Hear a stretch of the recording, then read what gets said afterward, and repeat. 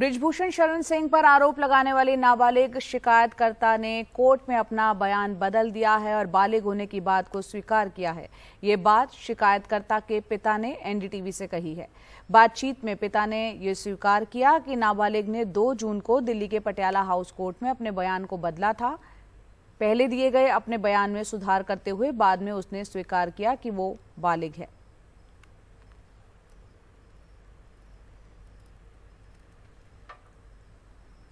और इससे पहले कल पहलवानों और खेल मंत्री अनुराग ठाकुर के बीच आखिरकार मुलाकात हुई, बैठक हुई और इस बैठक में जिन बातों पर सहमति बनी उसमें बड़ी बात यह है कि बृजभूषण शरण सिंह पर लगे आरोपों की जांच दिल्ली पुलिस 15 जून तक पूरी कर चार्जशीट दाखिल करेगी। 30 जून तक कुश्ती संघ का चुनाव कराने पर सहमति बनी है और बैठक के बाद पहलवानों ने कहा कि सरकार ने जांच पूरी करने के लिए 15 जून तक का वक्त मांगा है, इसलिए हम 15 जून तक आंदोलन नहीं करेंगे। साथ ही उन्होंने कहा कि सरकार की तरफ से ये भरोसा दिया गया है कि बृजभूषण शरण सिंह को कुश्ती संघ से बाहर किया जाएगा। बैठक के बाद खेल मंत्री अनुराग ठाकुर ने कहा कि पहलवानों के साथ सकारात्मक बातचीत हुई है। इस बैठक में 15 जून तक आरोपों की जांच करने, 30 जून तक कुश्ती संघ का चुनाव कराने पर सहमति बनी। साथ ही उनके खिलाफ दायर केस को भी वापस लेने की मांग की गई है। रेसलिंग फेडरेशन ऑफ इंडिया का चुनाव 30 जून तक किया जाए। Internal complaint committee wrestling federation की बनाई जाए और उसकी अध्यक्षता कोई महिला करे, जो महिला खिलाड़ियों को या बाकी खिलाड़ी आवश्यकता अनुसार सिक्योरिटी उनको मिले,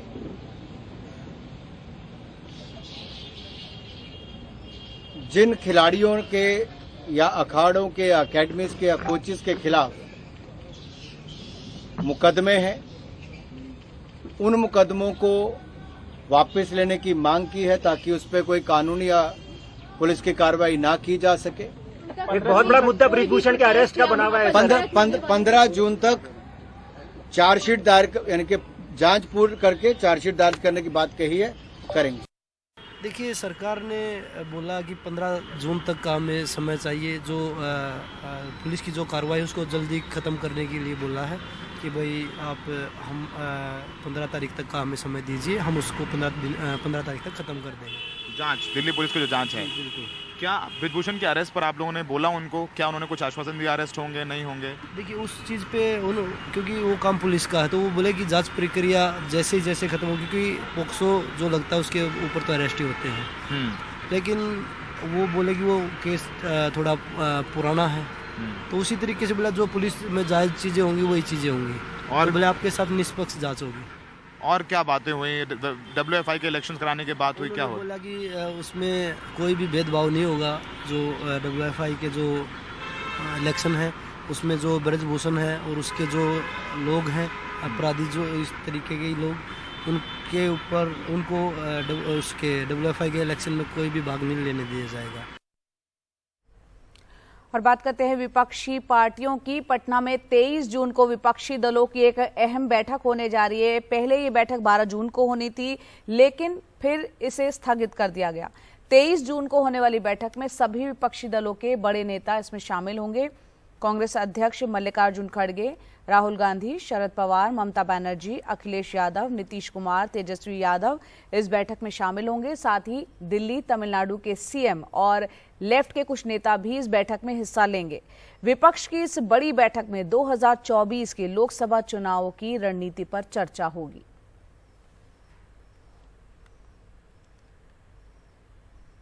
12 तारीख को लंबा चौड़ा डिस्कशन हुआ, तो लीडर उनकी अपनी प्रायर एंगेजमेंट रही, इस वजह से आने में थोड़ी असुविधा थी।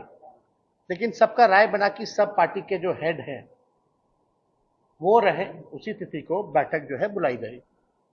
तो तय हो गया है, वेन्यू जो है वो पटना में है। पटना में एक बड़ी बैठक होने जा रही है और सभी नेताओं ने अपनी सहमति दे दी है और हमको लगता है कि इस बैठक के होने के बाद जो है एक पॉजिटिव रिजल्ट जो है सामने आएगा। तो बीजेपी के खिलाफ जहां तमाम विपक्षी दल अपनी लामबंदी कर रहे हैं, एकजुट हो रहे हैं, वहीं दूसरी तरफ बीजेपी के खेमे में क्या चल रहा है आपको बता दें कि चाय पर चर्चा के बाद लोकसभा चुनाव से पहले अब बीजेपी ने टिफिन पर चर्चा का अभियान शुरू किया है। इसके तहत बीजेपी के राष्ट्रीय अध्यक्ष जेपी नड्डा ने कल नोएडा पहुंचकर पदाधिकारियों के साथ कल टिफिन में लाए लंच को खाया और संगठन को मजबूत करने का मंत्र यहां पर दिया। देखते हैं रविश रंजन शुक्ला की रिपोर्ट। माननीय राष्ट्रीय अध्यक्ष जी आपके बीच में बैठकर भोजन करेंगे। बीजेपी अध्यक्ष जेपी नड्डा बुधवार को अपने टिफिन के साथ पदाधिकारियों के बीच नोएडा पहुंचे। कार्यकर्ताओं के साथ मेज कुर्सी पर बैठे अनौपचारिक बातचीत की। यहां न कोई मंच था और न ही कोई मुख्य अतिथि। कुछ देर चर्चा करने के बाद पदाधिकारियों के बीच ही जेपी नड्डा ने अपना टिफिन शेयर किया। टिफिन बैठक का मकसद कार्यकर्ताओं को सामूहिकता का एहसास दिलाना था। कार्यकर्ताओं से इनफॉर्मल चर्चा हुई और इसमें हमने पुराने कार्यकर्ता भी बुलाए। यह एक लगातार प्रक्रिया है। समय समय पर ऐसी टिफिन बैठकें आगे भी होंगी और यह भारतीय जनता पार्टी के कार्यशैली का एक अंग बन रहा है और इसमें कार्यकर्ताओं में एकजुटता का संस्कार भी आता है। आज मैं भी अपने घर से टिफिन लेके आया था। हमारे कार्यकर्ताओं ने उसको खाया और उसका स्वाद लिया। वैसे ही डॉक्टर महेश शर्मा जी अपने यहाँ से कुछ व्यंजन लेके आए थे, उसका मुझे सौभाग्य मिला। तो इस तरीके के टिफिन बैठक के कार्यक्रम को हमने आगे बढ़ाया है। कोशिश यही है कि जो 30 मई से लेकर 30 जून तक जो महाजनसंपर्क अभियान बीजेपी का चल रहा है, उसमें अलग अलग कार्यक्रम करवाए जा रहे हैं। तमाम सारे केंद्रीय मंत्रियों को भी जो है वो अलग अलग लोकसभा क्षेत्र में भेजा जा रहा है ताकि वो जो मोदी सरकार की 9 साल की उपलब्धियां हैं उनको भी बताएं और साथ में कोशिश ये भी रहेगी बीजेपी की कि जो पदाधिकारी हैं वो उन उपलब्धियों को लेकर जो जनता है उनके घरों तक पहुँचे। दरअसल मोदी सरकार के 9 साल पूरा होने पर बीजेपी ने 30 मई से 30 जून तक जनसंपर्क अभियान चलाया है, जिसके तहत जगह जगह टिफिन सभाएं आयोजित की जा रही हैं। इससे पहले योगी आदित्यनाथ ने भी टिफिन बैठक की थी। बुधवार को हुई इस टिफिन बैठक में जेपी नड्डा के अलावा प्रदेश अध्यक्ष भूपेंद्र चौधरी समेत पश्चिमी उत्तर प्रदेश के तमाम छोटे बड़े पदाधिकारी मौजूद रहे। ये बहुत पुरानी विधा है कि हम घरों से भोजन लेकर चलते थे, सामूहिकता में भाव में बैठकर भोजन करते थे। हमारे प्रधानमंत्री जी ने जब चाय पर चर्चा शुरू की तो लोग उसका मकसद ही समझ नहीं पाए थे। इस तरह से पार्टी के संगठन को मजबूत कर 2024 में दोबारा से प्रधानमंत्री नरेंद्र मोदी जी को हम दोबारा से स्थापित करेंगे।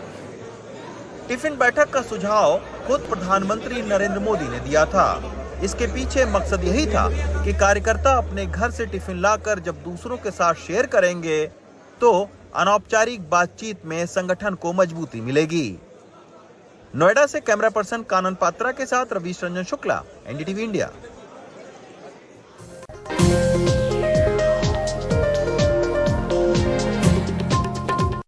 राजस्थान में विधानसभा चुनाव अब कुछ ही महीनों बाद होने जा रहे हैं। इस चुनावी साल में राजनीतिक पार्टियां तो चुनावी दंगल में उतर चुकी हैं, साथ ही अलग अलग संगठन और समाज भी। राजनीतिक जोर आजमाइश इस वक्त वो भी दिखा रहे हैं। ऐसे में एक ऐसा वर्ग भी है और वो है सरकारी कर्मचारियों का। राजस्थान में इस समय करीब 120 विभागों के सरकारी कर्मचारी हड़ताल पर हैं, इस खोज में कि शायद जाते जाते सरकार उनकी बची हुई कुछ मांगों को मान ले। देखते हैं रिपोर्ट। आज के जमाने में नोट और वोट दो ही की ताकत है और किसी की ताकत नहीं है। राजस्थान के अलग अलग जिलों से सरकारी कर्मचारी हड़ताल पे हैं। सब एक ही बैनर तले बैठे हैं। मुख्य मांग है वेतन की विसंगतियों को दूर करना और कर्मचारी अच्छे से समझ चुके हैं कि इस चुनावी सीजन में वो मतदाताओं का एक अहम हिस्सा हैं। 57 दिन हो गए हमारे मंत्रालय कर्मचारी हड़ताल पर है। देखो 2008 के अंदर जब मुख्यमंत्री बने उस समय कर्मचारियों को नाराज किया तो मुख्यमंत्री जी रिपीट नहीं हुए। 2013 के अंदर यही हुआ और 2018 के अंदर भी बीजेपी सरकार ने कर्मचारियों से पंगा लिया। हम लोग इसी सिपरा पद पे बैठे थे हड़ताल में और हम यहाँ कसम खा के गए थे कि हम वोट बीजेपी को नहीं देंगे। तो बीजेपी सत्ता में आने से चूक गई। यही हम इस बार कह रहे हैं कि सरकार रिपीट होने के पूरे चांस है। माननीय मुख्यमंत्री महोदय सभी वर्गों को दे रहे हैं, सभी कर्मचारी संगठनों को दे रहे हैं। तो हम मंत्रालय कर्मचारियों की 30 वर्षों से मांग है वो हमारी मांग पूरी करें। कलेक्ट्री से लेकर आरटीओ हर दफ्तर में कोई न कोई हड़ताल पे है और परेशानी हो रही है जनता को। जयपुर के रहने वाले हवलदार सिराजुद्दीन खान आर्मी से रिटायर हैं। बच्चों की भर्ती करवानी है सेना में, लेकिन मूल निवास प्रमाण पत्र और जाति प्रमाण पत्र बनवाने के लिए रोज चक्कर काट रहे हैं। मेरे डॉक्यूमेंट साहब ने चेक किया, चेक करने के बाद बोला ठीक है कोई बात नहीं है, मैं आपका कल दिन में आना मैं बना दूंगा। कल भी पूरा दिन यहाँ मैं बैठा हुआ था, पूरा दिन बैठा था यहाँ पे मैं सुबह 9 बजे से लेकर शाम 6 बजे तक। साहब कहीं मीटिंग में थे नहीं आए। अब आज भी मैं यहाँ पे 10 बजे करीब आ गया हूँ। अभी जब तक भी साहब नहीं आएंगे जब तक बैठा रहूँगा यहाँ। परिवहन विभाग में कंप्यूटर ऑपरेटर हड़ताल पे हैं। वहाँ वाहनों के रजिस्ट्रेशन से लेकर ड्राइविंग लाइसेंस सब पे फिलहाल सवालिया चिन्ह लगा हुआ है। मैंने 15 दिन पहले आरसी की फाइल डाल के गया था, लेकिन अभी तक न तो कोई अवार्ड मिला इसका, न अभी तक कुछ रसीद कुछ नहीं कटी। अब मैं परेशान हो रहा हूँ। 120 विभाग मंत्रालय के ऐसे हैं जहां हड़ताल है। ये हड़ताल 58 दिनों से चल रही है और करीब 1 लाख कर्मचारी हड़ताल पे हैं पूरे राजस्थान में। पंचायती राज, आंगनवाड़ी कार्यकर्ता, पीडब्ल्यूडी, परिवहन विभाग, पंजीयन एवं मुद्रांक विभाग, वाणिज्य कर विभाग कुछ अहम विभाग है जहां काम आधा अधूरा चल रहा है। कर्मचारी वर्ग राजनीतिक रूप से अहम रहता है और सरकार ने इन्हें लुभाने के लिए ओल्ड पेंशन स्कीम भी दोबारा चालू की है, लेकिन हड़तालों की उलझन भी जल्द सुलझे। राजनीतिक सीजन में प्राथमिकता होनी चाहिए। जयपुर से बाल वीरेंद्र शेखावत के साथ Harsha Kumari Singh, NDTV India. Air India की बोइंग 777 विमान संख्या 173 के यात्रियों को लेकर भारत से भेजा गया रिप्लेसमेंट विमान रूस के मगदान टर्मिनल से अमेरिका के सैन फ्रांसिस्को के लिए रवाना हो चुका है, जिसके दोपहर 12:30 बजे तक अमेरिका पहुंचने की उम्मीद है। तकनीकी खराबी की वजह से 16 क्रू मेंबर समेत कुल 232 यात्रियों को लेकर दिल्ली से उड़े एयर इंडिया के विमान की रूस के मगदान में इमरजेंसी लैंडिंग करवाई गई थी और जिसके बाद इसके यात्रियों और चालक दल को पास ही के होटल और हॉस्टल, स्कूलों में ठहराया गया, जहां यात्रियों को कई तरह की चुनौती का सामना भी करना पड़ा। फिलहाल उन्हें दूसरे विमान से सैन फ्रांसिस्को भेजा गया है। वहीं अमेरिका भी अपने 50 से कम यात्रियों के लिए दूसरा विमान भेज रहा है। भारत के यात्रियों ने रूसी अधिकारियों के सहयोग को लेकर सकारात्मक प्रतिक्रिया दी है।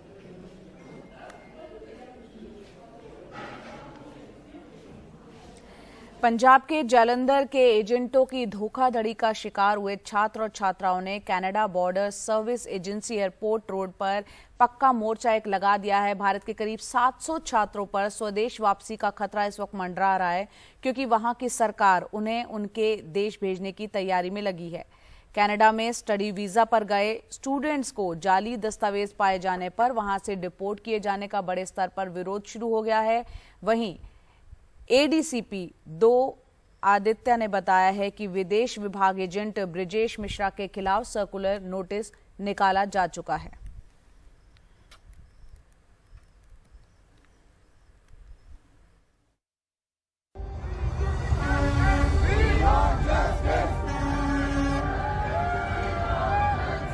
कनाडा में लगभग 700 भारतीय छात्रों को भारत वापस भेजा जा सकता है।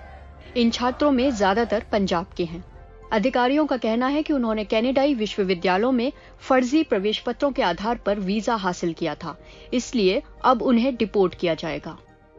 ਅਸੀਂ ਜਿਹੜੀ पूरी तफ्तीश है वो स्टूडेंट ਦੇ ਜਿਹੜੇ ਕੰਪਲੇਂਟ है ਉਹਨਾਂ ਦੇ ਬਿਹਾਫ पे कर रहे हैं। ये पूरी तफ्तीश स्टूडेंट्स की कंप्लेंट के बिहाफ पर कर रहे हैं। हम पूरा वेरीफाई कर रहे हैं किस तरीके से डॉक्यूमेंट्स तैयार किए गए हैं। एक डिटेल्ड इन्वेस्टिगेशन करी जा रही है। बाहर गए ने तो ਇਹਦੇ ਚ ਇੱਕ डिटेल्ड इन्वेस्टिगेशन ਜਿਹੜੀ ਹੈਗੀ ਉਹ ਅਸੀਂ ਇਹਦੇ ਵਿੱਚ ਕਰ ਰਹੇ ਹੈਗੇ। युवा संगठनों के अनुसार छात्र पिछले सप्ताह से विरोध प्रदर्शन कर रहे हैं। इस प्रदर्शन को स्थानीय मेयर और ब्रैम्पटन के पार्षद से भी समर्थन मिल रहा है।